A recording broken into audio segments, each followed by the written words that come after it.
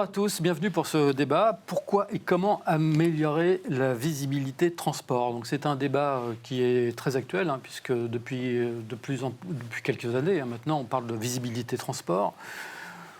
D'abord avec le e-commerce, les consommateurs veulent savoir où est leur marchandise. On en a beaucoup parlé aussi au moment du Covid, au moment de la pénurie des conteneurs.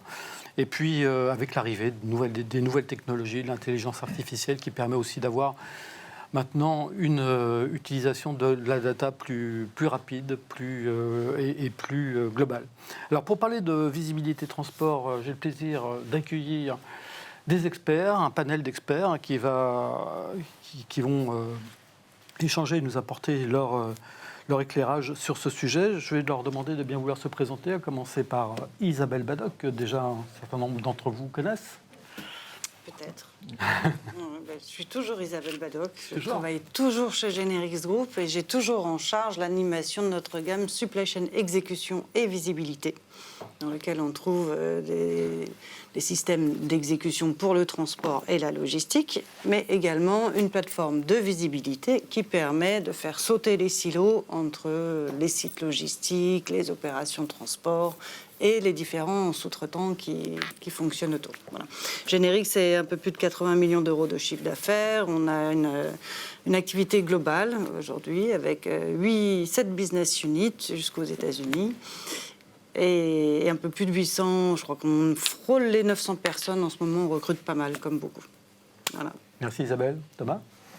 Bonjour à tous, ravi d'avoir été invité pour participer à ce débat passionnant sur la visibilité de transport. Donc moi je suis Thomas Moreau, je suis associé au sein du cabinet EY Adameo. Nous avons récemment changé d'actionnaire et cédé l'entreprise à EY.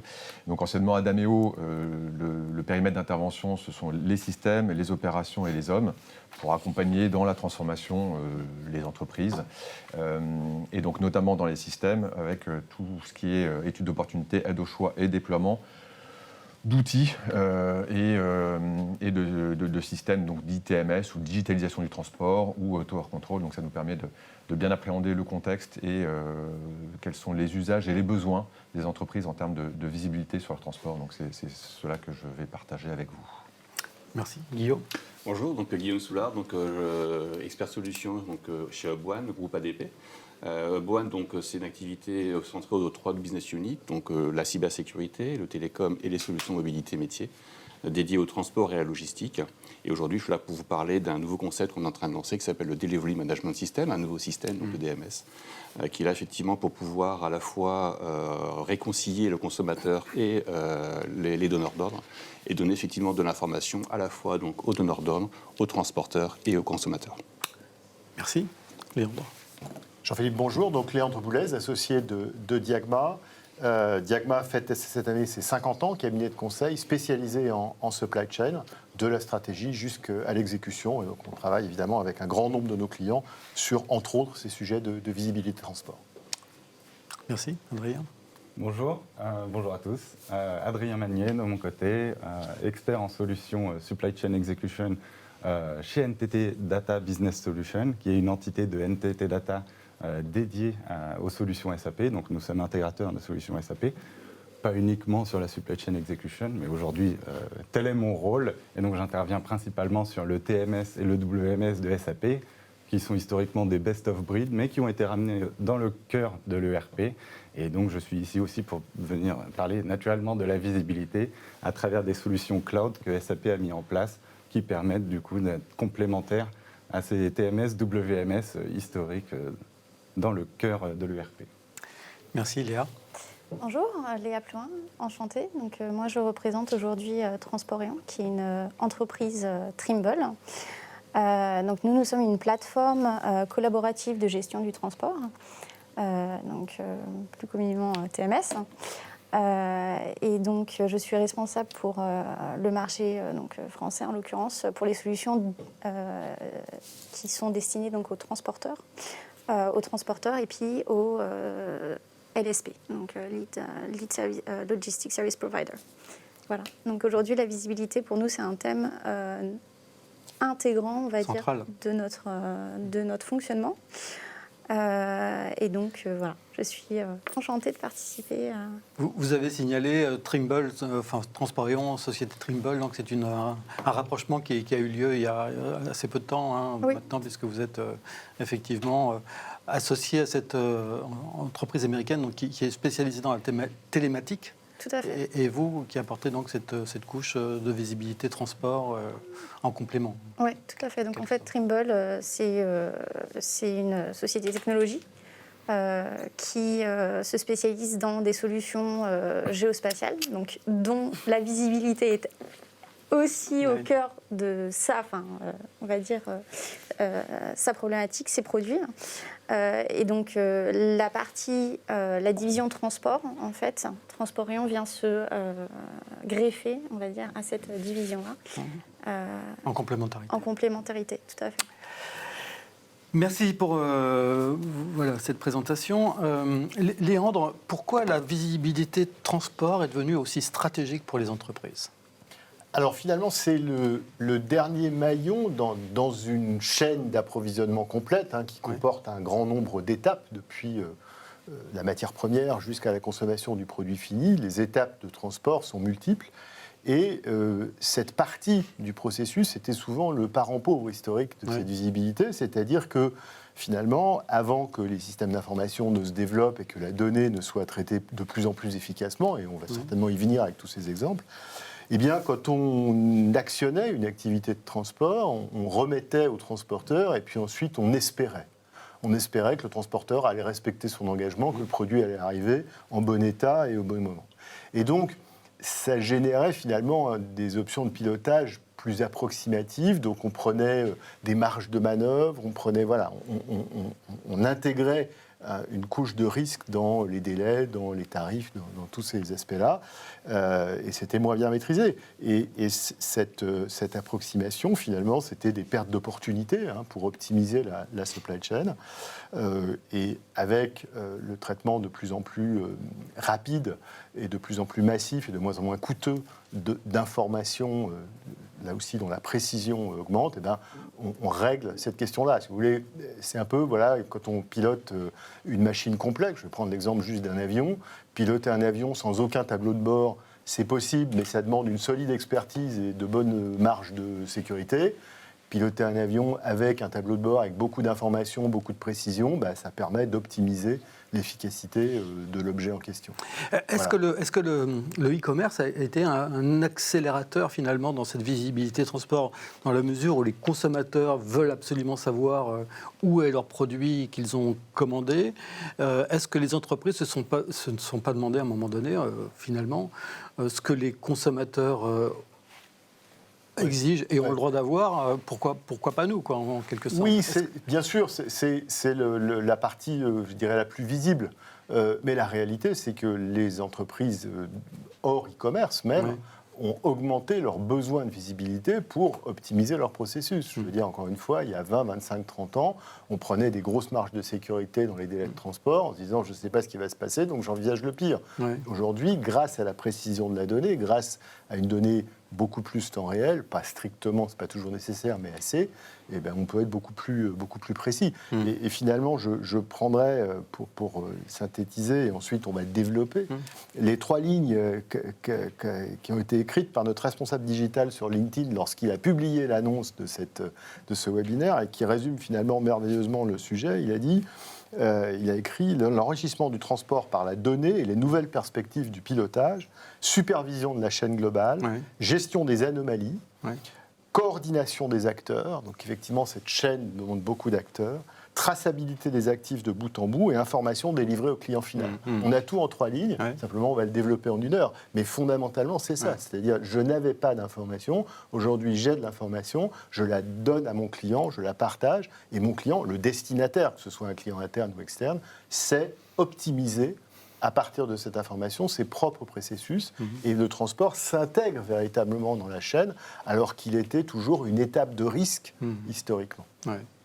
Thomas, justement, alors c'est la techno qui a permis aujourd'hui de rendre cet objectif de visibilité possible. On a écrit un livre blanc sur la digitalisation du transport il y a 2 ans à peu près. Et ce que je trouve passionnant, c'est finalement c'est un monde qui est en pleine ébullition, transformation. On a des rachats, on a de nouvelles entreprises qui se positionnent sur cette visibilité avec des startups, certaines qui ont déjà un certain nombre d'années d'existence et donc qui ont déjà démontré la pertinence du concept. Donc on a un fourmillement et une énergie autour de ces solutions de visibilité en transport parce qu'effectivement, il y avait des attentes. On n'avait pas les solutions qui permettaient de le faire. Puis on a eu des solutions, mais on n'avait pas encore l'infrastructure, la donnée, l'interconnexion. Et donc on commence à avoir tous ces éléments-là chez certains clients, mais on verra, je pense, au cours des débats, qu'il y a des niveaux de maturité très divers et que ce n'est pas juste parce qu'on va souhaiter avoir de la visibilité, mais qu'on n'a pas toute la digitalisation en amont, qu'on va pouvoir... méthode Coué, oui, on va donner de la visibilité, mais on n'a pas la matière première, donc on ne pourra pas la donner. Donc c'est tout un ensemble d'éléments, infra, données, interopérabilité des systèmes, qui vont permettre de donner cette visibilité-là. De façon concrète, Amazon a aussi, parmi les différentes révolutions qu'ils ont apportées, ils ont fait que, en tant que consommateur, on était beaucoup plus exigeant sur la visibilité que j'avais sur le moment où, entre ma commande et ma livraison, donc avec une vision B2C, en tant que consommateur, qu'est-ce que je peux exiger ou demander comme visibilité et comme planification pour me faire livrer. Et ça a progressivement, par effet de capillarité, dans l'univers du B2B, ça a changé aussi la donne. D'un point de vue assez concret, cette visibilité, ça permet notamment, par exemple, pour un service ADV, de ne pas être constamment à devoir répondre à des mails, à des fax, fax, il y en a encore quelques-uns malheureusement, et donc à un client ou à un industriel client de devoir dire attends, la livraison elle est à tel moment, ça permet très concrètement de faire gagner du temps à des équipes qui étaient surchargées sur des tâches à faible valeur ajoutée. Un autre élément, je pense, intéressant, c'est juste le service client. Donner de la visibilité aux clients sur, donc B2B, B2C, sur le moment où il va pouvoir recevoir sa livraison. Un B2C, un consommateur, c'est juste être satisfait par rapport à sa commande. Un industriel, c'est ces chaînes de production qui sont conditionnées à la réception d'une marchandise. Et donc, on peut prendre du retard et il y a des stocks qui sont peut-être nécessaires à certains endroits. Donc, le fait d'avoir cette visibilité va permettre d'optimiser le stock. Et on a des nouvelles solutions ou des nouveaux acronymes qui émergent, le DMS, qui est une émanation du TMS, qui va permettre aussi de piloter ça avec... un élément intéressant et important, et je pense que c'est dans la visibilité un point vraiment à avoir en tête, c'est tout ce qui est traçabilité carbone et relevé des émissions. Donc aujourd'hui, on a un paysage qui permet de proposer et de mettre en place ce type de solutions qui sont fortement demandées par l'ensemble du secteur, les consommateurs et les industriels. Mais tu parlais de traçabilité. La traçabilité, ça existe depuis déjà longtemps. Ce qui a véritablement changé depuis quelques années, c'est pas justement cette remontée d'informations en temps réel, cette notion de temps réel qui a changé un petit peu ce qu'on appelle visibilité aujourd'hui. Oui, alors moi j'essaie de me battre contre les effets de mode. Parce que typiquement, le temps réel, Léandre, vous l'avez évoqué, parfois nos clients voudraient absolument aller sur du temps réel alors que ce n'est pas forcément nécessaire. Mais oui, ces capacités techniques existent aujourd'hui. On a des traceurs, il y a tout un tas d'entreprises qui se positionnent sur de l'ETA parce qu'il y a de la télématique dans les camions ou sur des bateaux.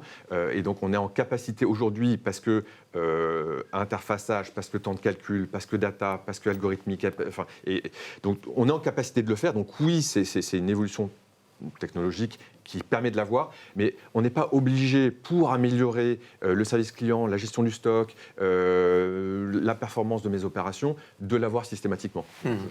Et notre rôle en tant que conseil, c'est justement d'aider nos clients à mettre en place la bonne solution qui répond aux besoins, qui va satisfaire sans basculer dans de la surqualité qui serait trop coûteuse potentiellement. Voilà.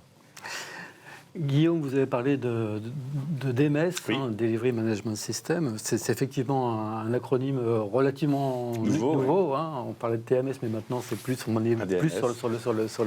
sur le dernier kilomètre avec le DMS. Qu'est-ce que ça apporte précisément par rapport à cette visibilité sur le segment dernier kilomètre ? Déjà, repréciser ce que c'est un TMS et ce que c'est un DMS. Un TMS, un Transport Management System, va gérer effectivement, tout ce qui est plan de transport, va gérer effectivement effectivement le choix d'un transporteur, va gérer la facturation, enfin tout ce qui est effectivement, je dirais, l'infrastructure lourde et qui achemine la marchandise au dernier kilomètre, à la livraison finale. Le DMS, en fait, simplement, c'est la réponse à une attente d'un client. Vous parliez d'expression de besoin de plus en plus importante des consommateurs. Où est mon colis? Où est ma livraison? Quand est-ce que je vais être livré? Est-ce que je prends effectivement ma demi-journée pour recevoir ou pas la marchandise? Est-ce que j'ai effectivement des alertes? On a parlé aussi d'Amazon. Amazon, effectivement, a été très prégnant dans cette émergence et dans cette prise de conscience aujourd'hui des consommateurs. Enfin, de l'attente des consommateurs, en tous les cas. Et c'est aujourd'hui la raison pour laquelle, nous, chez Upbound, on a créé cette suite logicielle, donc DMS, pour à la fois effectivement répondre aux besoins des donneurs d'ordre et de gérer leur dernier kilomètre pour pouvoir justement avoir des préparations de livraison qui soient le plus performantes possible. Ensuite, effectivement, d'avoir des outils d'optimisation pour pouvoir mieux optimiser les derniers kilomètres. Comment j'optimise mes opérations pour dépenser moins de carburant, ce qui est un débat d'actualité aujourd'hui. Sur l'opération carbone, puisque n'oublions pas aussi la nouvelle loi dans 2024 où toutes les ETI et PME devront mettre aussi un rapport carbone à disposition. Donc ça, c'est aussi un nouvel enjeu pour les ETI et les PME. Ensuite, effectivement, vous avez l'expérience client, on a parlé litige. C'est effectivement d'ailleurs comment je peux faciliter la relation avec mes clients, comment je peux faciliter la relation avec mon donneur d'ordre et comment je peux faciliter la relation avec les consommateurs finaux pour justement leur donner cette visibilité-là. En cas de souci, le transport n'est pas une science exacte et parfaite, malheureusement. C'est aussi la responsabilité des donneurs d'ordre et des acteurs de la supply chain d'apporter effectivement des réponses et des réponses précises et rapides. Ce qui vous différencie aussi par rapport à d'autres acteurs, c'est que vous êtes parti de la data. C'est-à-dire que au départ, votre métier, c'était de l'auto-ID, c'était vraiment de la saisie, de la transmission de données. Oui. Aujourd'hui, donc, vous avez prolongé cette activité historique avec une couche informatique qui permet précisément donc, d'avoir une information sur la situation du colis à un instant T. J'irai même plus loin, c'est qu'aujourd'hui, effectivement, l'information, le cœur historique de Upbound, c'est effectivement la partie télécom, vous l'avez souligné. En fait, donc, on a effectivement ce cœur historique de la data, de cette expérience de traitement de la donnée. Ensuite, c'est pour ça qu'on est parti à la conquête du transport et de la logistique, si je puis dire, avec effectivement le fait de pouvoir gérer cette data dans des choses très simples qui étaient effectivement à la base des solutions de suivi et de traçabilité en transport et en logistique d'accompagnement du geste métier. En fait, on s'aperçoit globalement que l'évolution aujourd'hui des acteurs et du marché fait que globalement, on a besoin, comme je vous disais tout à l'heure, de réconcilier le besoin du donneur d'ordre et du consommateur final. Et le lien, vous avez raison, c'est la data. C'est effectivement cette information-là. Donc ça veut dire quoi, cette information? On parlera tout à l'heure peut-être des outils, mais en termes d'outils, ça permet effectivement d'avoir, en fait, pour moi, il y a deux types d'outils. Il y a les outils, entre guillemets, logiciels, qui vont permettre effectivement, comme on le voit aujourd'hui, avoir des plateformes, projets Fortifort, Transport Rayon et autres. Et puis aussi, notre rôle d'intégrateur est d'amener aussi des solutions d'IoT pour pouvoir effectivement faire le combo parfait entre le matériel et le logiciel et proposer effectivement une réponse métier adaptée à l'usage et aux besoins clients et donc des consommateurs.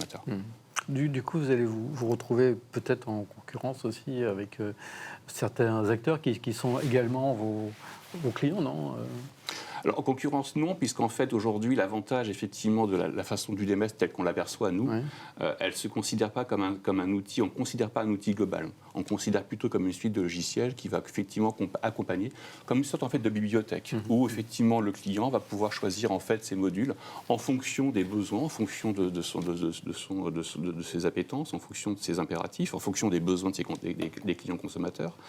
Et à partir de là, effectivement, on peut très bien imaginer, nous, aujourd'hui, on propose des solutions en standalone, donc on peut très bien, effectivement, imaginer que la solution de mobilité soit exclusivement disponible et le client prenne que la solution mobilité.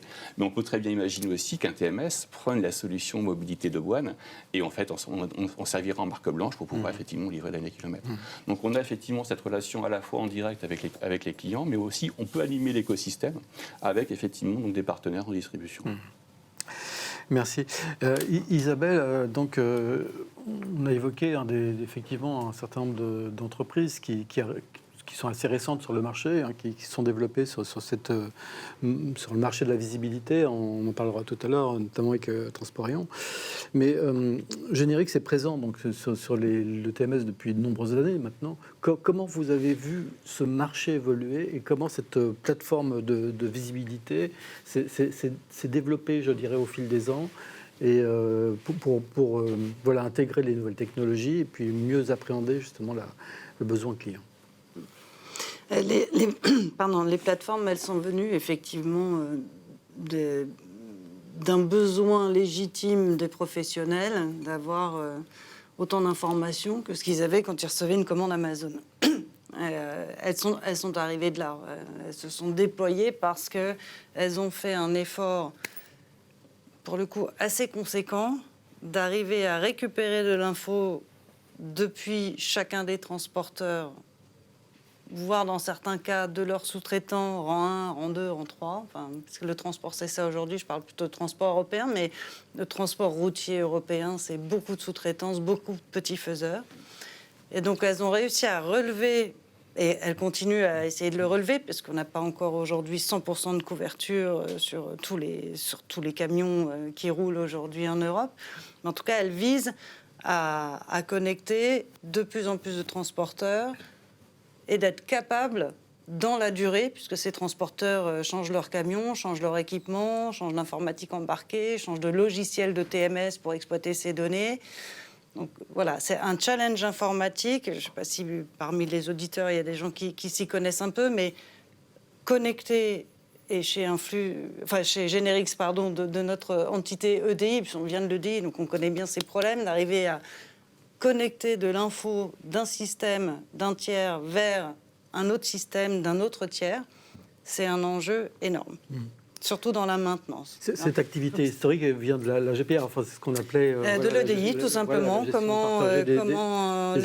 La capacité de faire dialoguer un client et son donneur d'ordre. Ouais. Alors c'est vrai que la couche au-dessus, c'est ce qu'on appelait l'ECR, le collaboratif, comment mieux travailler ensemble, industriel, distributeur, pour satisfaire le client final. On est toujours là-dedans, sauf que là, la demande, c'est pas d'être mieux livré pour moins cher, c'est de savoir quand est-ce qu'on va être livré et que ce soit à jour par rapport à la réalité du terrain, et c'est bien légitime. Alors voilà, ces plateformes, elles se sont développées à cause de ce besoin et parce qu'elles ont mis l'investissement, d'ailleurs un investissement à renfort d'investisseurs. C'est des sociétés, elles se sont toutes montées avec des capitaux, des gens qui croyaient. Parce qu'effectivement, l'exemple du e-commerce, pour des financiers, c'est assez facile de ressentir que tout le monde va avoir ce besoin de visibilité sur l'heure d'arrivée des commandes. Donc il y a eu beaucoup d'investissements.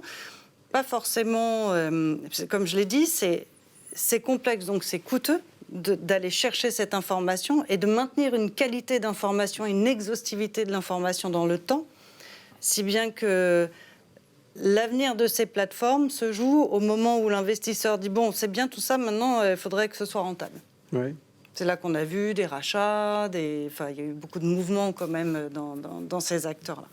Après, il y a effectivement le positionnement des TMS traditionnels. Donc nous, TMS traditionnels, on connecte depuis toujours les transporteurs. Alors, pour avoir des infos de traçabilité, mais plus au travers de plateformes avec du déclaratif. Ça y est, j'ai livré, sans forcément avoir d'équipement chez le chauffeur. Mais certains transporteurs étaient capables de proposer du service de tracking très manuel, et d'appeler toute la journée ou demander au chauffeur d'appeler dès qu'il avait fait telle ou telle livraison. Plutôt sur des camions complets, enfin des grosses livraisons. Et ça pouvait remonter de manière artisanale, on va dire, mais on pouvait négocier, trouver des moyens de capter cette info. Là, le gros challenge, c'est d'arrêter d'avoir, comme le disait Thomas, des opérations manuelles à faible valeur ajoutée, et de faire en sorte que cette info... mais comme quand vous faites une signature ou quand Colissimo dépose un colis dans votre boîte aux lettres, hop, 2 secondes après, vous savez que c'est déposé. Vous êtes au bureau, mais vous savez que vous avez été livré. Voilà. Et ça, c'est un challenge énorme dans des réseaux. Alors, Colissimo, c'est facile, c'est ses camions, ses chauffeurs, ils équipent tout le monde avec une application smartphone, et là, ça se passe très bien. Quand vous êtes chargeur et que vous affrétez des transporteurs, ou quand vous êtes transporteur et que vous sous-traitez du transport, il est compliqué de déployer des solutions simples de captation de l'information. On peut dire on va connecter du Trimble, on va connecter de l'informatique embarquée. Là, c'est très hétérogène. Toutes les solutions d'informatique embarquée ne proposent pas, en tout cas pas gratuitement, de mettre à dispo les données de manière centralisée et ensuite de les offrir à un tiers. Je pense, j'ai même lu récemment qu'il y a des changements de politique de ces sociétés pour dire bon ça va bien, mais c'est nous qui avons la donnée, il y a de la valeur sur la donnée, donc on va commencer à vraiment les facturer. Donc ça va encore augmenter la résistance. Alors, nous, les TMS, bon, voilà, on se connecte à la demande de nos clients aussi, parce qu'on voit bien que ça a un intérêt. Mais on rajoute une couche de connexion pour aller capter l'info de ces plateformes et d'autres systèmes d'information, puisqu'on a toujours certains clients qui récupèrent de la donnée de manière traditionnelle, le transporteur qui saisit. Et puis, on a potentiellement... Alors, maintenant, les plateformes fusionnent, mais si on fait du maritime d'aérien, ce n'est pas les mêmes plateformes à la base que les plateformes de transport routier. Sur les géographies, ce n'est pas non plus toutes les mêmes. Elles n'ont pas toutes la même couverture. Et puis, de plus en plus, ça c'est un peu lié à ces problèmes de pénurie de transport, on a des clients qui commencent à avoir des flottes louées ou avec leurs propres chauffeurs. Et là, ils les équipent tout simplement d'une application smartphone. Alors, on a fait la nôtre qui est connectée nativement à notre TMS. Boine en a une aussi. On avait travaillé chez un client commun. Donc voilà, finalement, il faut considérer que pour alimenter... Nous, on a un TMS chargeur. Donc un chargeur qui souhaite savoir où en sont ses livraisons pour informer ses clients ou pour réagir, ou tout simplement pour préparer ses opérations logistiques, puisque c'est intéressant de savoir quand est-ce que Danone va livrer un entrepôt frais qui doit ensuite livrer les magasins, parce qu'il a 2 heures de retard. Il y a des décisions à prendre. Est-ce qu'on l'attend ? Est-ce qu'on ne l'attend pas ? Donc, il y a vraiment à tous les niveaux, il y a besoin de cette info. Ce n'est pas que pour le consommateur final. Hein. Comme tu disais, dans l'industrie, dans la logistique, on a besoin de cette info. Donc, on va aller ouvrir le TMS pour qu'il puisse récupérer la donnée d'un maximum de sources d'informations pour essayer d'atteindre le plus haut pourcentage de visibilité possible pour un chargeur. Ce qui fait aujourd'hui capoter des projets de visibilité, c'est ça. C'est dire, oui, mais alors ça va me coûter très cher. Ça coûte très cher à produire, donc ça coûte aussi très cher à l'achat, enfin à l'abonnement. Si c'est pour avoir que 60% de la visibilité... Est-ce que vraiment j'investis ? Et qu'est-ce que je peux faire pour avoir les 40% qui me manquent ? Thomas. Toute petite introduction, parce qu'il faut qu'on finisse. Ce qui est extrêmement intéressant dans ce que tu mentionnes, c'est cette notion de transformation, en fait. La visibilité, elle ne se décrète pas, ce n'est pas incantatoire, et ça implique potentiellement des transformations sur tout un tas de maillons de l'entreprise ou de systèmes. Et c'est parfois l'erreur qu'on peut rencontrer chez certains clients qui, comme on les accompagne ou pas, en tout cas on est sur de l'aide au choix, étude d'opportunité par rapport à ces solutions-là. Aujourd'hui, il y a plein de solutions qui la proposent, cette visibilité. Mais c'est pas parce qu'on a choisi la solution que ça va être mis en place. Et donc on est confronté à toutes les difficultés qu'Isabelle a mentionnées. Donc j'abonde et je souscris. Notamment de langage pour que les plateformes puissent comprendre entre elles. Oui, ou d'interfaçage entre les systèmes, entre tout le hard qui permet de capter, parce que c'est ça, c'est capter l'information pour pouvoir la remonter. Donc c'est des smartphones, c'est des véhicules, c'est des bateaux, c'est un site logistique sur lequel j'ai ma plaque qui est lue quand j'arrive. Donc tout un tas de hard qui permet d'avoir de l'information, qui avant était plutôt qualitative, maintenant qui arrive à être très mesurée. Puis le transport, c'est le monde de la data. C'est-à-dire que ça fait 20 ans que je fais l'optimisation du transport. Ça fait 20 ans qu'on a de la data à ne plus savoir qu'en faire. Avant, on n'avait pas la capacité de traitement. Maintenant, on a de la capacité de traitement, mais à la limite, il faut justement être discriminant par rapport à cette donnée. Donc, pardon, j'ai juste fait une petite... Non, mais c'était intéressant. Je trouvais ça très intéressant. Merci. Léa Transporéon, donc je le disais tout à l'heure, c'est la visibilité, c'est sa raison d'être en quelque sorte. Hein. Tout à fait. Alors en fait, j'allais juste rebondir sur ce que vous venez de dire par rapport à la data, parce que la data, en effet, c'est la base de tout. En fait, c'est le pétrole de la voiture, enfin, c'est le pétrole de la plateforme. Aujourd'hui, sans data, en effet, on ne peut pas avancer, mais ce n'est pas tellement en fait la quantité qui va être importante, mais plutôt la qualité.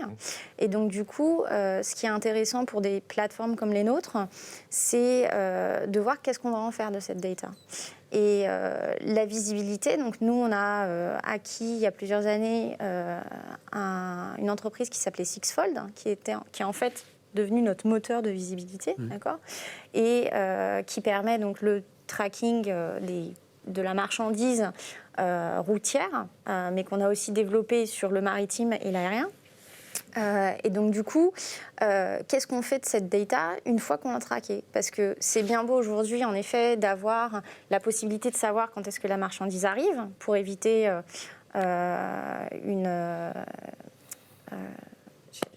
je perds le mot, mais une rupture de sa chaîne d'approvisionnement lorsqu'on produit, par exemple, de la marchandise. Mais qu'est-ce qu'on peut en faire pour nous permettre d'avancer, de prendre des décisions stratégiques dans son entreprise et donc de créer de la valeur, en fait. Oui. Donc aujourd'hui, cette donnée, pour nous, il est important, en effet, de stratégiquement décider quoi en faire. Donc on a on a des solutions qui se parlent entre elles. Donc, par exemple, vous parliez de l'empreinte carbone, le calcul. Donc, en fait, comment, à partir de la donnée qu'on récupère des camions, de la visibilité, en fait, on peut créer de la valeur pour permettre aux acteurs, en fait, de comprendre quelle est leur empreinte. Et puis ensuite, après, de peut-être prendre les bonnes décisions quant à leur stratégie business sur qu'est-ce qu'on fait maintenant que j'ai cette donnée sur mon empreinte carbone, qu'est-ce que je veux en faire pour réduire, par exemple, mon empreinte ou pour proposer à mes clients différentes solutions. Parce que quand on parle de visibilité transport, chez Transporéon, on parle de visibilité transport de bout en bout. Là, tout à l'heure, on parlait de visibilité dernier kilomètre. Vous, c'est vraiment l'ensemble de la chaîne. Ouais. Tout mode confondu. Alors, c'est ça. En fait, nous, on est donc un agrégateur de données, d'accord, oui. Pour la visibilité, en fait, c'est comme ça que ça fonctionne. Pour nous, il n'y a pas de vérité de la solution de visibilité. En fait, la vérité, c'est la consolidation des sources d'information, d'accord. Donc, ça va être, en effet, sur différents modes de transport, du routier, du maritime, de l'aérien. D'accord. Et ça va être donc du coup du end-to-end. Alors nous, on ne fait pas, du last mile. Donc il y a des gens qui sont spécialisés là-dedans. Et par contre, on vient consolider la donnée qu'on peut récupérer chez eux. Complètement. Voilà. Donc en fait, on travaille main dans la main. Léandre rappelait tout à l'heure que c'était aussi de la coordination. Donc c'est quelque chose aussi qui fait partie de votre offre, de coordonner l'ensemble des acteurs. Bien sûr. Alors, c'est tout le... c'est tout l'avantage, on va dire, compétitif de notre plateforme. C'est-à-dire qu'aujourd'hui, cette visibilité, elle est native, en fait. Donc, c'est notre moteur, mais elle est native sur toutes les solutions qu'on donne. Donc, aujourd'hui, ce n'est pas seulement ce qui nous intéresse de traquer là où est le camion, mais c'est qu'est-ce qu'on fait de cette donnée après, une fois qu'il a été traqué. Est-ce qu'on peut retranscrire ça côté client au niveau de la commande, par exemple. Est-ce que lui peut ensuite retranscrire ça à son client?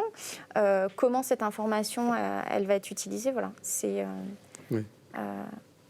Donc la collaboration, c'est en effet le thème. Mais pas facile d'intégrer et d'homogénéiser toutes les informations qui viennent d'autant d'acteurs.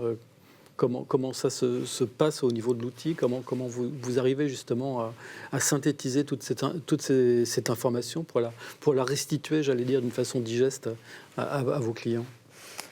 Alors, Transporéon a acquis sur les années, on va dire, plusieurs spécialistes de la question visibilité. Donc Sixfold a été le premier qui était spécialisé sur la route. Oui. Puis ensuite a été suivi par Logit1, qui est une entreprise qui était spécialisée sur le tracking maritime et aérien. Oui. Donc en fait, toutes ces solutions-là sont intégrées de bout en bout, en fait, pour permettre de couvrir au maximum tous les modes de transport. Donc c'est... Voilà, c'est comme ça qu'on... Merci.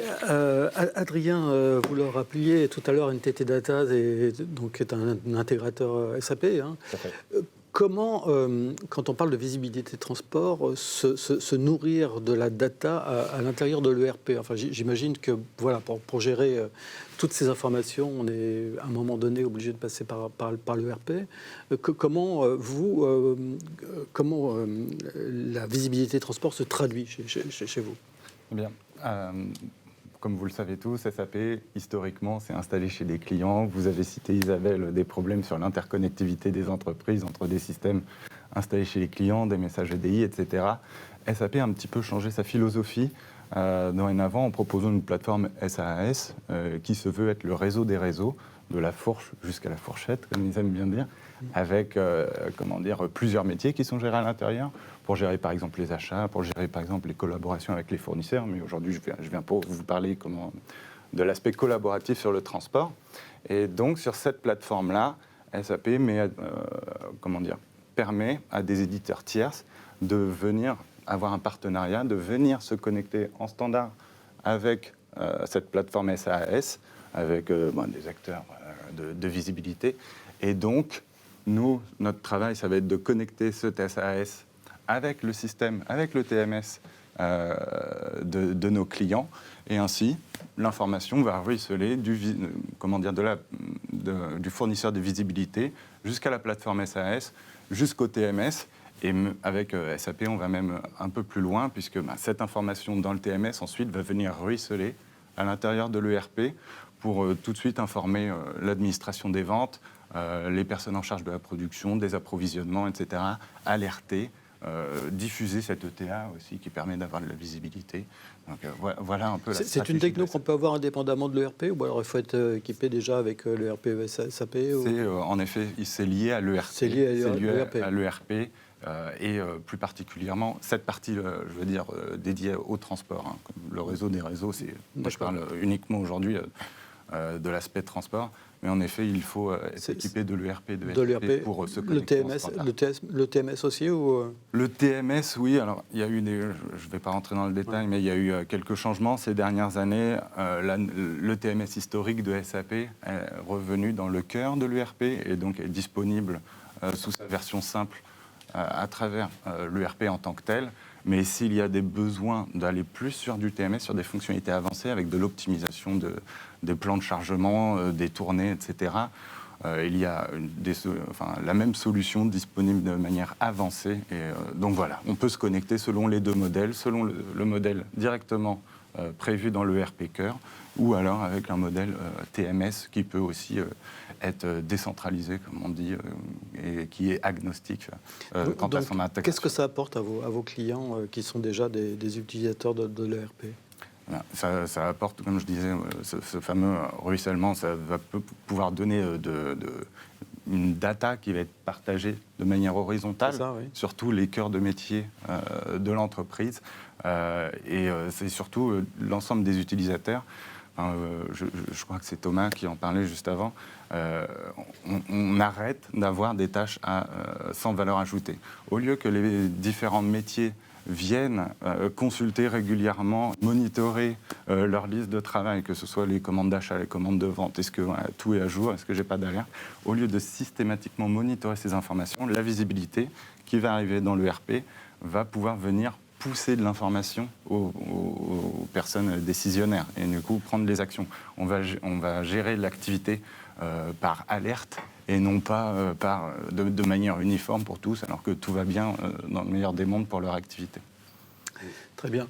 Je rappelle que vous pouvez poser vos questions dès maintenant et nos intervenants se feront un plaisir d'y répondre aux alentours de midi. Je crois que Thomas voulait rajouter quelque chose. Je posais une question parce qu'on a été amené pour une ETI qui avait SAP mais qui n'avait pas le module TM. À réfléchir justement sur la collecte de données et sur la mise en place d'app Fiori. Donc ma question était, est-ce que les différentes fonctionnalités dont vous parliez sont dans ce Fiori ou pas? Alors Fiori, c'est plus la technologie qui va venir organiser le user interface. C'est vraiment le front-end. Non, ici, si on veut parler simplement à nos auditeurs, on passe par le TMS, SAP TM. C'est là qu'il y a un quick win à faire, où on a une intégration standard et où le TMS est lui aussi intégré avec les autres modules. Donc, bien entendu, on a la flexibilité, tout est possible, on va dire, en passant par des choses un petit peu plus sur mesure, mais si on veut faire un quick win, ça passe par du... Vous voyez de sur mesure, justement, l'avantage, effectivement, des solutions comme HubOne, de la bibliothèque qu'on propose, la solution DMS, c'est qu'elle permet aussi de répondre et de proposer des fonctionnalités que vous n'avez pas forcément, vous, en tant que ERP, et de rajouter, en fait, une brique qui va donner une fonctionnalité nouvelle, justement, à un système fonctionnel d'un ERP, sans forcément aller sur quelque chose de très lourd, comme un TMS, par exemple, ou des choses un petit peu plus lourdes, qui sont vraiment des gros projets à informatique très lourd et structurant pour une entreprise. L'avantage des solutions qu'on propose, nous, c'est qu'elles se connectent à tous les systèmes, quel que soit le système, avec des connecteurs très simples, agnostiques complètement, et qui permet effectivement de rajouter en fait des briques fonctionnelles et de répondre, comme on le disait tout à l'heure, soit à un usage effectivement d'exploitation, soit à un usage effectivement plutôt tourné vers le destinataire final et le dernier kilomètre. Léandre, comment on fait pour y voir clair dans une offre qui est quand même de plus en plus pléthorique et où on a du mal à comprendre qui fait quoi ? Quand vos clients viennent vous parler de visibilité, de traçabilité, comment vous les aiguillez pour savoir ce qui correspond, quel est l'outil finalement qui correspond le plus à leurs besoins ? Ouais, alors on essaie de rester le plus simple possible et on part du pourquoi, vraiment. C'est-à-dire de qu'est-ce que je veux faire avec l'information. Ouais. Parce que l'information en elle-même n'a de valeur que si on sait quel bénéfice en tirer, quelle décision prendre à partir de celle-ci. Cette question de traçabilité, il y a un environnement où elle existe finalement, je parle bien dans le transport, etc., de manière plus ancienne, simplement liée à l'objet qui est transporté, c'est en transport maritime, puisqu'en transport maritime, le gros du volume de transport maritime, c'est l'objet, c'est le conteneur, et le conteneur, il a un numéro, tous les conteneurs sont numérotés, et c'est l'unité qui va permettre le suivi sur l'ensemble du processus du départ à l'arrivée. Et cette information-là, ça fait longtemps que les compagnies maritimes le mettent à disposition de manière très précise. Oui. Et donc, on connaît des grands distributeurs qui ont construit un système qui permettait justement d'avoir une très bonne visibilité avec des moyens. À l'époque, il n'y avait pas de plateforme. Donc, ce qu'il faut comprendre, c'est que dans certains environnements, c'est plus simple. Donc, commençons par les environnements les plus simples. Quand on est dans la complexité, il faut réduire cette complexité. Donc, vouloir absolument, par exemple, avoir un système qui fait tous mes moyens de transport, qui va faire à la fois le routier, le maritime, l'aérien, le ferroviaire, dans le même environnement, ce n'est pas forcément utile. Parce qu'en fait, au sein de l'entreprise, souvent, ces moyens de transport ne se substituent pas les uns les autres. Ils ne sont pas au même endroit dans le processus. Je reprends l'exemple de n'importe quel distributeur, commerçant, qu'il soit alimentaire, spécialisé, etc. En règle générale, il va faire plutôt du routier et du maritime sur l'amont, mais quasiment exclusivement du routier sur l'aval. Bon. Est-ce que c'est absolument nécessaire d'avoir le même outil pour l'amont et l'aval ? Non. Donc déjà, en disant, attendez, on va simplifier le débat, votre priorité c'est quoi ? C'est l'amont ou c'est l'aval ? Oui. Qu'est-ce qui a le plus fort enjeu chez vous ? Oui. On part des enjeux, on part de pourquoi, du métier. Et on cherche à, encore une fois, avoir un discours simple, pour prolonger cet exemple sur le transport amont, ça permet la visibilité apportée par les compagnies maritimes qui est assez facile à capter historiquement. Enfin, il y a un peu d'interface, mais ce n'est pas d'une complexité démentielle. Ça permet de prendre des décisions de type « Ah oui, mon conteneur est en retard, je le priorise, je demande à mon transitaire d'accélérer le transit à l'arrivée, ou bien au contraire, voilà, qu'est-ce que je priorise ? Ah tiens, j'ai des conteneurs qui sont au port, je commence à voir arriver le risque de surestarie, je suis au-delà des 10 jours, etc. Comment j'accélère ? Quelle étape suivante je décide ? Tout ça, grâce à la visibilité, ça peut être automatisé. Donc là, il y a un gros enjeu, par exemple, un gros enjeu sur les surestaries. Sur le transport routier, la question c'est, est-ce que si mon camion a 2 heures de retard à l'arrivée, quel impact ça a ? Il y a certaines entreprises où l'impact est faible et d'autres où l'impact est majeur. Donc on part de ça, on part de pourquoi. Et après seulement, on dit, OK, comment ? Et après, oui, il y a des solutions qui sont strictement comparables. Je n'aurai pas de nom ici, mais que vous preniez la solution A ou la solution B, globalement, vous avez la même information. Et puis, il y en a qui sont plus spécialisés. Vous pensez qu'il y a encore besoin de pédagogie, que le marché est suffisamment mature pour choisir finalement les outils qui leur conviennent, ou alors il faut encore expliquer donc à vos clients voilà, quels sont... Le point principal, et Thomas pourra certainement développer aussi, mais le point principal, c'est qu'il faut surtout expliquer qu'il ne faut pas trop d'informations. On n'est pas là, on ne met pas en place un système de traçabilité pour avoir une espèce de grande carte électronique sur le mur où l'entreprise va pouvoir regarder ses moyens de transport et les voir bouger. J'ai vu ça chez des clients ou dans des entreprises. C'est sympathique, c'est esthétique. Mais ça n'a pas de valeur ajoutée. La valeur ajoutée, c'est de traiter les exceptions. C'est de dire, OK, ça, on est dans le standard. Enfin, Waze, c'est utile quand il y a des embouteillages. Quand il n'y en a pas, n'importe quel GPS suffit. Oui. Et donc, la question, tu vois, c'est vraiment ça. C'est de se dire, c'est quoi mon enjeu et c'est quoi ma finalité. À partir de là, assez vite, on va sélectionner la bonne solution. Du coup, excusez-moi Léandre, je me permets de rebondir parce que je suis assez d'accord avec vous dans l'approche du pourquoi, parce que très souvent on a des gens qui viennent nous voir, qui nous disent voilà, on veut de la visibilité. Oui, mais à quelle fin?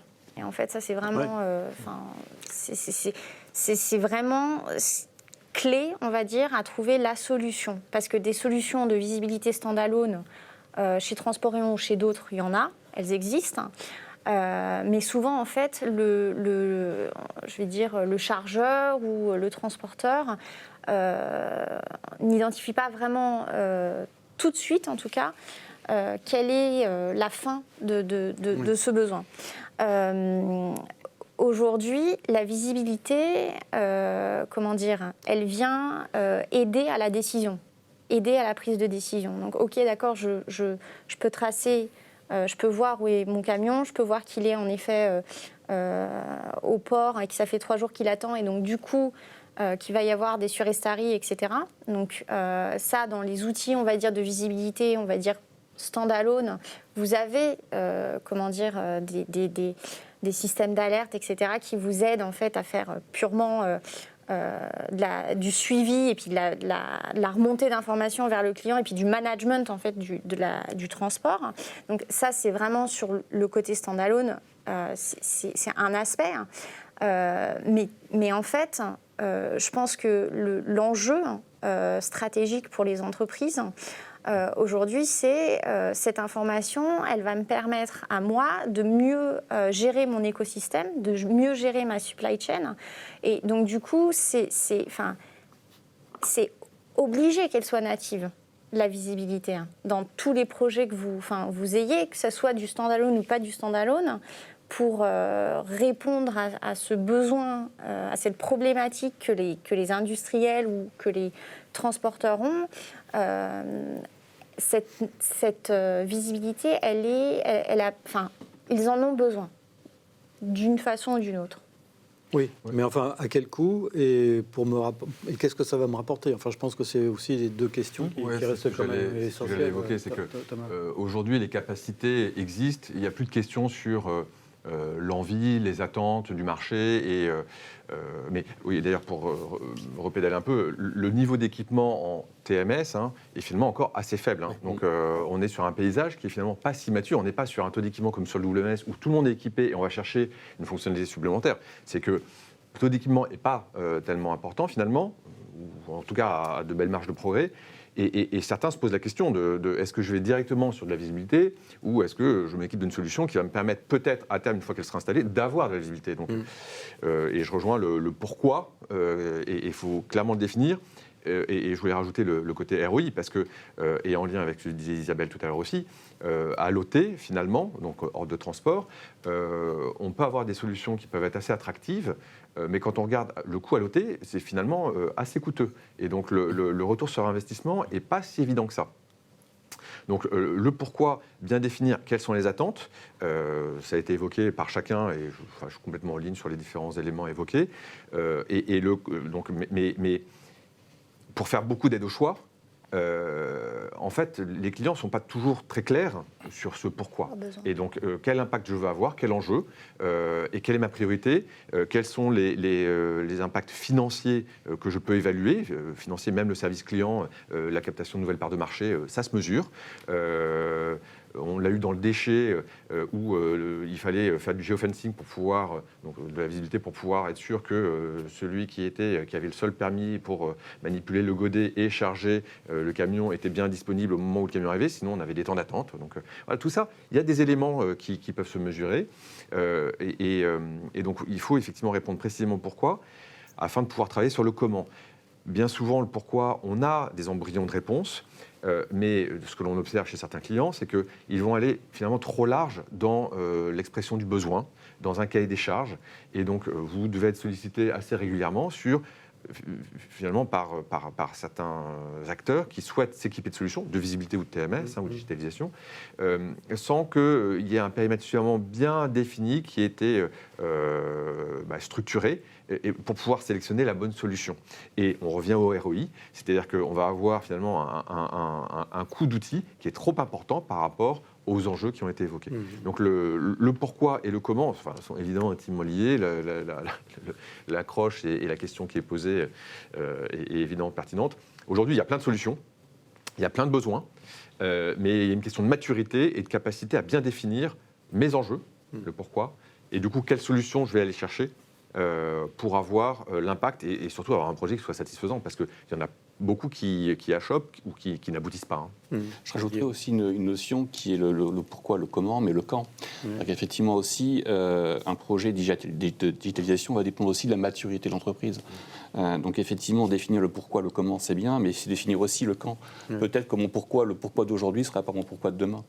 Donc nous, c'est pour ça qu'on réfléchit à une solution modulaire. C'est qu'effectivement, à partir du moment où j'ai un pourquoi qui répond à un besoin immédiat, mais peut-être que mon pourquoi demain va changer, mon comment va évoluer, et c'est à partir de là aussi comment je mets en place une nouvelle solution, sans forcément avoir au départ un système omniscient, omnipotent, d'avoir effectivement une usine à gaz, excusez-moi l'expression, mais d'avoir effectivement quelque chose qui répond simplement aux besoins dans un premier temps. Qu'on peut ensuite... Exactement, qu'on peut aussi moduler, etc. Et le ROI va se définir naturellement, puisqu'en fait, la solution, au lieu d'avoir une solution omnipotente, je vais simplement avoir une réponse à un besoin fonctionnel qui m'est propre.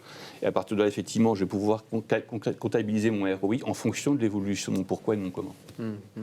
Et on a des pourquoi qui sont très très différents d'un acteur à l'autre. Juste quelques exemples de dossiers récents. Un acteur du luxe, le pourquoi, c'est clairement zéro évaporation. Donc c'est je veux suivre tous mes objets, parce que compte tenu de leur valeur, je veux exactement savoir où ils sont. Quand vous êtes un acteur dans les boissons sans alcool, le problème, c'est pas de savoir si le produit va disparaître. C'est que j'ai un client qui, lui, a une attente très forte. Les rendez-vous sont à la demi-heure, je rappelle, dans le grand nombre d'entrepôts de la grande distribution. Et donc, je veux pouvoir copiloter avec mon transporteur le respect des rendez-vous. Voilà, il faut vraiment aller chercher. Comme je disais, quand on est en transport maritime, par exemple, un des enjeux très rapides, c'est cette économie sur les frais de stationnement. Enfin, c'est vraiment de faire en sorte qu'on ait zéro frais de stationnement, c'est-à-dire qu'il y ait la fluidité au port, ou plus exactement, parce qu'en fait, ça se gère, vous avez des gratuités, et souvent, il y a deux étapes, il y a le port maritime et puis un port intérieur, on profite de la double gratuité, et on peut optimiser les temps de présence et même les renégocier avec le port quand on a la bonne information. Donc voilà, les enjeux, on voit, sont très différents. Et donc c'est d'abord à partir de ça qu'on prend les bonnes décisions. Dans l'industrie d'autant plus aussi, pour éviter justement que les chaînes de production s'arrêtent, ce qui est extrêmement coûteux, surtout dans les industries flux poussées. Dans l'automobile, j'avais en tête il y a quelques années que c'était 500 000 € de l'heure. Dans ce genre de cas-là, en effet, le ROI est très rapide, je pense. Mais en effet, il ne faut pas faire non plus de l'overkill, si je peux me permettre, sur la data et vraiment répliquer ce dont on a besoin. Ça dépend de lui. On va se tourner vers la régie pour savoir si nous avons des questions. Hervé, est-ce que c'est le cas? Bonjour Jean-Philippe, bonjour à tous. Alors une première question. Est-ce que la visibilité en stand-alone prise de façon indépendante ne réduit pas l'impact de la valeur ajoutée que cela procure? N'est-il pas nécessaire de considérer la visibilité dans un environnement opérationnel au service de l'exécution et de la planification? C'est précis. C'est tout l'objet du pourquoi. C'est à quoi ça sert. Oui, encore une fois, la grande carte avec les petits points qui bougent, c'est charmant, mais c'est... Juste pour donner un exemple alors là, on va remonter à 35 ans en arrière. Il se trouve que j'ai eu la chance de faire mon service militaire à l'état-major de la marine. On avait cette visibilité qui est nécessaire quand on est en opération militaire, c'est-à-dire il y avait une grande carte au mur avec des petits bateaux, c'était très manuel. Il y avait vraiment toute la flotte française, et puis les flottes alliées, et puis les flottes adverses, on va dire, pour rester poli, et on bougeait les petits bateaux. Et l'objectif, c'était pas de bouger les petits bateaux, c'était de savoir exactement qui était où, et s'il y avait un problème, comment on le traitait. Voilà, c'est typiquement la finalité, elle est claire. Donc c'est d'abord ça. Ouais. On part du besoin et de l'enjeu lié au besoin. Et après, on met en œuvre des moyens. Certains coûtent très cher, mais oui, quand les enjeux sont là. Léa, par exemple, oui, Pardon. Ouais, du coup, moi, la réponse, c'est oui, tout à fait. La valeur, en fait, elle est là que lorsque on a une stratégie derrière. Donc, là encore, par exemple, obtenir de la visibilité, ok, c'est bien, mais est-ce que ça me permet, par exemple, de bien assigner le bon camion au bon moment où il est dispo, et donc du coup d'avoir peut-être moins de kilomètres, donc la réduction des kilomètres qui est vraiment une problématique importante chez les transporteurs. Donc en fait, c'est ça. Est-ce que, en effet, la visibilité, elle est bien, mais elle est bien que lorsque vous la mettez à bon escient. Et là, en effet, on part sur de la valeur ajoutée lorsqu'on utilise la visibilité en plus d'autres fonctionnalités, donc, qui peuvent être l'exécution du transport, entre autres. Ce que vous disiez tout à l'heure, c'est la gestion par exception aussi, c'est ne plus être dans un traitement massif de l'ensemble des éléments, mais d'avoir de la donnée qui est suffisamment, et donc notamment de la visibilité qui est suffisamment retraitée et complète, et qui permet ensuite de prendre des décisions, d'arbitrer. Donc on est par rapport à la question de l'auditeur, exactement, dans l'exécution, dans l'opération, et ça permet de prendre des décisions. Il faut que ce soit, sinon visibilité pour visibilité, ça n'a aucun intérêt. On rejoint notre échange sur le pourquoi, sur les enjeux, et concrètement, ça se matérialise par est-ce que je choisis, pour prendre l'exemple du maritime, de faire sortir un container, c'est je choisis de mettre à disposition mon pilote de godet, c'est, on l'a eu dans la boisson alcoolisée, je choisis de mettre à disposition des fûts pour pouvoir dépoter de la marchandise. Enfin, tout ça, il en découle une action concrète qui permet d'être plus efficace. Merci. Une autre question peut-être ? La visibilité afin de savoir où est mon camion ou ma marchandise en soi n'est pas forcément un intérêt. L'enjeu de la visibilité n'est-il pas plutôt dans le calcul précis de l'ETA, donc heure d'arrivée, de la marchandise à son point de destination ? Oui, c'est la notion de visibilité prédictive. Oui. C'est-à-dire, oui, c'est encore une fois toujours, qu'est-ce que je peux en tirer ? Je ne tire aucune information de mon produit est là, mais plutôt quand mon produit va arriver. Oui. Un exemple de visibilité dans le ferroviaire, en fait, quand vous amassez de l'information, on connaît bien une start-up, puis une start-up maintenant, qui a développé un outil spécifique au transport ferroviaire, qui permet de donner une visibilité du réseau à l'échelle européenne, et on se rend compte qu'il y a des points. En fait, il y a des embouteillages, si on peut dire, mais simplement, c'est très difficile de les visualiser sans avoir cette information. Il y a des triages qui sont moins efficaces que d'autres, il y a des chemins moins efficaces, et ça permet de renégocier les chemins. Voilà. Oui, enfin, ceci dit, moi, quand je commande quelque chose, même si j'ai la date d'arrivée, j'aime bien savoir quand même que mon colis il est dans l'entrepôt à côté de chez moi, quoi. Enfin, et cette notion d'information service client, n'oublions pas qu'on a effectivement au départ parlé d'Amazon, qui est un peu le modèle d'année kilomètre, qui donne effectivement cette information.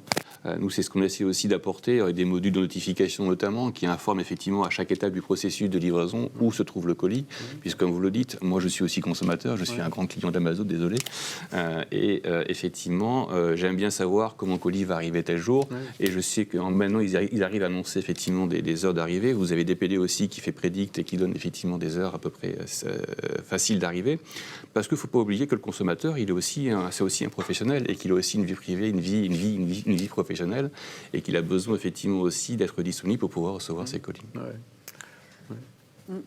Je voulais juste rajouter Isabelle. que l'ETA, c'est un vrai challenge pour pouvoir la calculer et la rendre fiable. C'est comme dès qu'on partage une information, notamment avec un client, on n'a pas intérêt à le décevoir derrière. Donc, tout l'enjeu autour de l'ETA, c'est sa fiabilité. Et effectivement, là, il y a des aléas qui peuvent intervenir à tout moment. Donc, finalement, l'ETA, elle est complémentaire comme information par rapport à une information de réalité. Effectivement, savoir où est le camion et avoir son heure estimée d'arrivée, c'est deux infos qui permettent aux destinataires d'interpréter, en tout cas de prendre sa décision par rapport à ce qui lui est communiqué. Oui, je vous rejoins complètement. Le TA doit être vivante, effectivement. Elle doit effectivement suivre les aléas du transport pour pouvoir donner l'information en temps réel.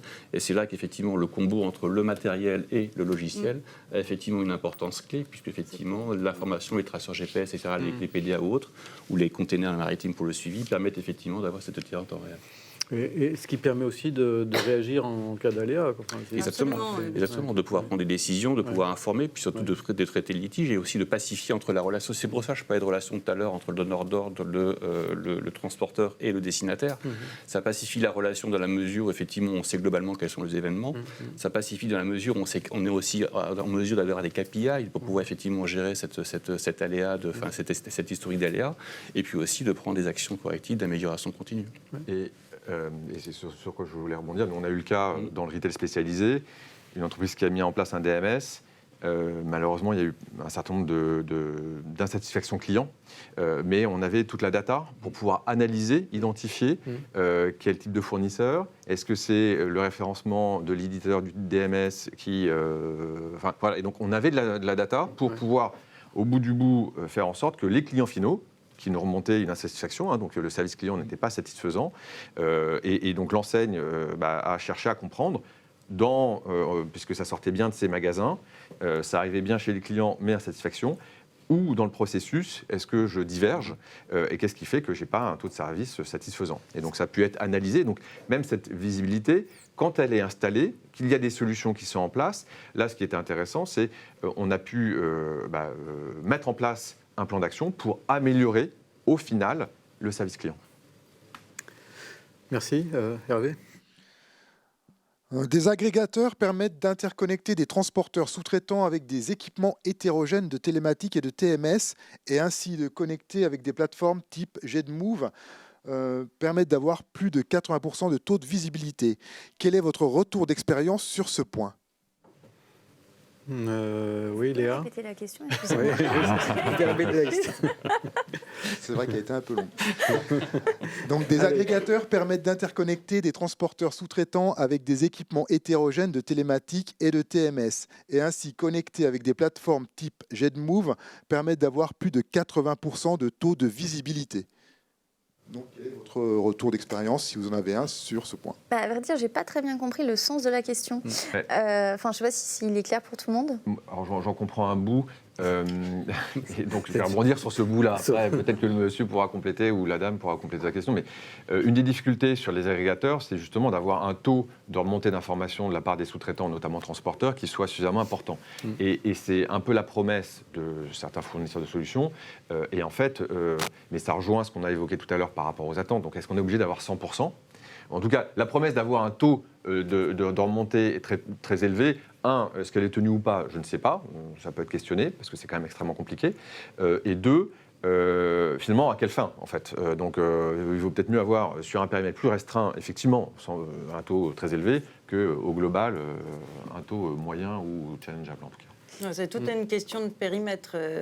L'exemple qui est donné, c'est un périmètre avec une géolocalisation particulière, sur un mode de transport particulier, auprès d'une communauté de transporteurs qui est déjà impliquée dans sa communauté.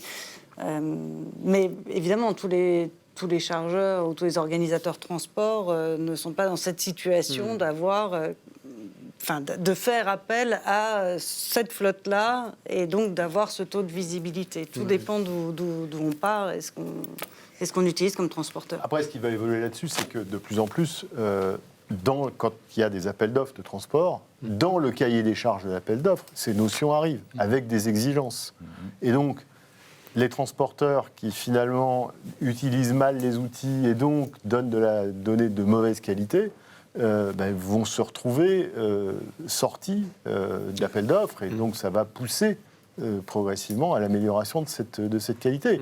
Il y a encore des transporteurs aujourd'hui qui refusent en appel d'offres de transmettre, qui indiquent qu'ils ne transmettront pas un certain nombre de données qui sont clés pour le donneur d'ordre. Très bien, ce transporteur-là, si gros soit-il, on lui dit merci monsieur et il sort. Et quand il sera sorti 3 ou 4 fois, il réfléchira, est-ce que vraiment il doit continuer à refuser de donner de l'information? Voilà. Donc c'est la qualité de l'information, elle va arriver aussi à travers la pression du donneur d'ordre. C'est-à-dire, mais monsieur, soit je vous utilise depuis 1 an, 2 ans, et regardez vos données, elles sont pourries, et j'ai des preuves maintenant, ce qui est important, et ça va certainement faire monter à la fois le niveau d'exigence et le niveau de performance. Alors, je vous rejoins là-dessus parce que c'est vraiment... moi, du coup, qui l'ai vécu côté transport, parce que j'ai expérience côté transport avant de rejoindre Transporion, je pense qu'en effet, ça, c'est vraiment un point fondamental. Hein. On parle d'une gestion de projet, donc le donneur d'ordre, il a un certain poids, on va dire, dans l'implémentation du projet aussi avec ses sous-contratants, ses fournisseurs, pardon. Donc du coup, les outils, ils sont là aujourd'hui. Alors oui, ils permettent l'interconnexion. Oui, on se connecte au TMS du transporteur pour récupérer les statuts, puisque parfois le transporteur préfère, enfin ça c'est à chacun sa sauce, mais soit ouvrir sa télématique, soit partager les statuts via la remontée d'informations du TMS. C'est la question, est-ce qu'il va jouer le jeu avec le donneur d'ordre? Ça dépend un peu de la relation que le donneur d'ordre a avec ses transporteurs. Parce que même si l'outil il est là et qu'il permet techniquement le partage d'informations, etc., il faut encore que les acteurs jouent le jeu. Parce que ça, on ne peut pas le forcer. Et il faut jouer le jeu sur l'aspect financier. Depuis 10 ans à peu près que les plateformes ont commencé à sortir. Il y a 10 ans, on se disait, ok, c'est bien, mais qui va payer? Oui. Et la question, elle est toujours vivante. Qui va payer et qui produit Moi, je faisais partie d'un groupe de travail, justement, dans mon ancienne vie, chez un transporteur qui commence par un G, qui commence par un O, qui finit par un O, qui avait effectivement un client qui utilisait la solution Transporion au niveau européen. Voilà. Et le groupe de travail qu'on avait effectivement à l'époque, c'était globalement de travailler sur ou pas Sixfold et de voir comment on allait pouvoir alimenter Sixfold dans l'information. Et le débat qu'on a eu à l'époque, effectivement, je rejoins tous les deux, c'était globalement quel niveau d'information finalement on va ouvrir. Et la crainte, c'était, à l'époque, je me rappelle, c'était que Sixfold se transforme en sorte de booking.com, où effectivement le transporteur perd la donnée, alors que l'émetteur de données, il perd cette donnée-là. Et c'est vrai que je rejoins Léandre sur le fait, effectivement, que cette visibilité aujourd'hui, c'est quelque chose qui est nécessaire. Et finalement, après, est-ce que l'intérêt particulier d'un transporteur, il est plus ou moins fort que l'intérêt des donneurs d'ordre et qu'ils vont choisir effectivement? Et je pense que la réponse, vous l'avez. Axiome numéro 1, même quand le client a tort, le client a raison. Exactement. Tout à fait. On n'a pas encore parlé d'intelligence artificielle depuis le début du débat, ce qui est rare, parce qu'en général, en ce moment, dans tous les débats, à un moment donné, ça arrive. Est-ce que ça a vraiment changé quelque chose, Adrien, l'intelligence artificielle dans la gestion de la visibilité? En tout cas, on voit que dans nos foyers, ça a changé énormément de choses ces derniers mois. On ne va pas redire ce qui est dit 100 fois aux informations en ce moment. Mais en effet, il y a beaucoup de possibilités. Il y a beaucoup d'idées qui arrivent, nous, en tout cas, dans nos sociétés de conseil. Il y a beaucoup de domaines d'application, TMS, WMS, mais j'ai envie de dire, il n'y a pas que l'intelligence artificielle non plus. On peut aussi élargir toutes les nouvelles technologies. Et alors là, vous me faites partir sur un sujet que j'adore, du coup, après. Mais typiquement, la blockchain aussi peut interagir très bien avec la visibilité du transport. Sur le plan de l'optimisation, il va y avoir, dans les décennies à venir, l'ordinateur quantique qui va permettre d'annuler les exponentielles sur les problèmes NP complets. Enfin, voilà, je pense... Ça veut dire quoi, ça? En clair? Des mathématiques. Pardon, c'est le côté ingénieur qui a repris le dessus. Veuillez tous m'excuser. Mais en tout cas, chez nous, on prépare en effet des use cases autour de l'intelligence artificielle. On va rester les pieds sur terre, bien entendu. Le but, c'est de fournir des technologies qui sont digestes pour nos clients, qui sont utiles avec des ROI, on en parlait tout à l'heure. Donc, encore de réflexion pour le moment. Et il y a beaucoup de choses qui vont arriver, ça, c'est indéniable. Ouais, et puis, que je disais tout à l'heure, la donnée dans le transport, il y en a une foultitude, ça fait des années et on n'avait pas les capacités de traitement et la puissance de calcul. Et aujourd'hui, nous, on peut tester, enfin, on a des data scientists qui vont pouvoir récupérer cette donnée, et une fois qu'elle a été nettoyée évidemment, vont pouvoir tester des modèles d'analyse pour en retirer de l'intelligence. Donc ça, c'est déjà en place. Hein. On utilise déjà l'IA pour modéliser, simuler, évaluer des impacts. Tout ce qui est network design et donc au bout du bout améliorer un ETA, hein, puisque en ayant une meilleure visibilité sur où sont mes stocks, où sont mes clients, je vais pouvoir réduire mes délais de livraison et donc pouvoir améliorer ma promesse client. Eh bien, on utilise des moteurs d'analyse sous contrainte. Donc, on a de la data, on teste de l'algorithmie, donc c'est déjà en place, ça fonctionne. Et aujourd'hui, ce qui est merveilleux, c'est en fait, en termes d'IA, avant, il fallait de l'intelligence humaine pour pouvoir comprendre, et les temps de calcul pour tester des algorithmes étaient extrêmement longs, donc il ne fallait pas se planter. Hein.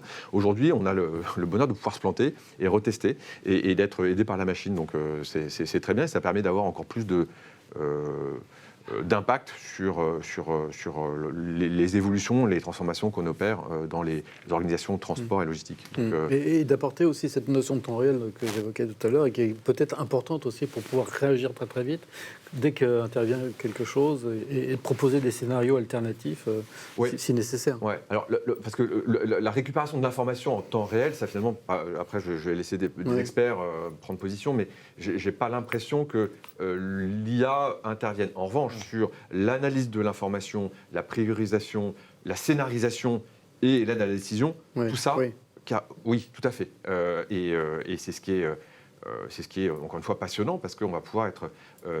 on a eu un débat hier soir passionnant à l'Agora des supply chain managers, et un des retours qui est évoqué notamment sur tous les flux internationaux, Afrique, Asie, c'est l'agilité. Et dans ce monde VUCA, le fait de pouvoir avoir de la data disponible, parce qu'il y a du temps réel, et une capacité de traitement et d'analyse extrêmement rapide, permet d'être agile. Et donc, c'est, je pense, un élément vraiment passionnant, et intéressant à mettre en place. Je rajoutais qu'un des domaines de l'IA, souvent, c'est le prédictif. On en parlait d'ETA tout à l'heure, on est vraiment là-dedans. Ce que va encore plus apporter l'IA et avec encore plus de données, c'est d'étendre la visibilité, anticiper la visibilité sur toute la chaîne. C'est-à-dire faire l'ETA du camion qui est parti en tournée, on sait qu'il a 3 points et on connaît sa route. Oui. Bon, ça, on se connecte avec les données de SFR pour avoir le trafic routier. Et puis voilà. Savoir que la commande qui va venir de Chine en passant, je ne sais pas par quel détroit, arriver et être livrée chez le consommateur final tel jour, telle heure, là, c'est déjà un autre challenge parce qu'on doit faire une estimation avec 2 modes de transport différents, pour des règles différentes. Donc c'est ça que ça... Voilà. En fait, l'intelligence artificielle, elle peut commencer toute petite sur un petit périmètre. C'est de l'algorithmie d'optimisation, de prédiction. Et puis, le gros enjeu, c'est d'étendre et de connecter digérer les données. Autant de... Exactement. Il y a aussi une partie qu'on oublie dans l'IA, il y a la partie, effectivement, tout ce qui est lié à la production, et ce qui est au transport. Mais il y a aussi une IA, je pense, qui va intervenir. On pense, nous, en tous les cas, qui va intervenir aussi sur la relation client, dans les interactions, notamment avec, effectivement, le fameux consommateur final, le fameux destinataire, où, effectivement, par exemple, sur des extranets clients qu'on a, par exemple, chez nous, aujourd'hui, c'est des interactions qui se font en direct avec, effectivement, le consommateur final, donc sans qu'effectivement, ça passe par une ADV centralisée. Et on se dit demain, peut-être, effectivement, qu'avec l'IA, on pourra avoir des chatbots qui vont pouvoir, effectivement, intervenir selon des scénarios bien particuliers, pour encore personnaliser la relation client de manière un peu plus, profonde, précise, sans forcément, effectivement, en ayant cette notion de temps réel dont vous parlez tout à l'heure, mais simplement, effectivement, en mettant cette IA au cœur, effectivement, de la relation client, pour pouvoir, effectivement, donner une information qui soit qualitative et qui va répondre surtout aux besoins du client. Merci. On va peut-être prendre une dernière question. Quelles sont les solutions pour sécuriser les données des transporteurs lorsqu'ils partagent leurs données ? Justement, c'est ce côté... Quand vous êtes un donneur d'ordre et que vous avez beaucoup de transporteurs qui ne veulent pas forcément partager les données entre eux, c'est l'objet de l'agrégateur. C'est-à-dire... messieurs les transporteurs, vous allez livrer vos données, vous inquiétez pas, je ne vous donnerai pas les données du voisin, mais par contre, moi, j'ai besoin d'avoir une visibilité d'ensemble. Oui. Donc, c'est vraiment cette couche il est nécessaire que le donneur d'ordre maîtrise ces transporteurs et les pilotes. Et comment il les maîtrise voilà. Alors après, il peut le faire à travers une fonction d'intégrateur. Il y a des entreprises qui se sont spécialisées dans cette délégation d'intégration, très bien. Mais il faut avoir cette... C'est aussi un petit peu le rôle de la plateforme collaborative, hein, d'agréger tout ça. Oui. Vous avez, il y a des pare-feux, on va dire, hein, dans toute solution qui permet de bien contrôler en fait, la data. Déjà, ce qui est important, c'est que le transporteur puisse décider si oui ou non, puisse la contrôler lui-même. Donc, s'il décide, OK, si je veux partager ma data ou pas, donc, puisque sans acceptation de partage, forcément, c'est pas possible. Et puis après, il y a d'autres pare-feux, on va dire, plus techniques, hein, qui font que si vous n'avez pas certaines informations, comme la donnée d'un ordre de transport, en fait, vous n'allez pas pouvoir, la machine ne va pas pouvoir faire le suivi. Hein. Donc tout ça, en fait, c'est très important, on va dire, parce que sinon, s'il n'y avait pas ces pare-feux-là, les acteurs n'accepteraient pas de partager leurs informations. Oui. Dans la notion de plateforme collaborative, hein, il y a forcément collaboration. Hein. Oui, alors que ce soit via une plateforme ou même de systèmes qui échangent entre eux, aujourd'hui, les techniques modernes font qu'on ne peut pas... pour aller chercher de l'info chez un tiers, on doit d'abord s'authentifier auprès de ce tiers, qui nous donne une autorisation, tout ça c'est digital, hein.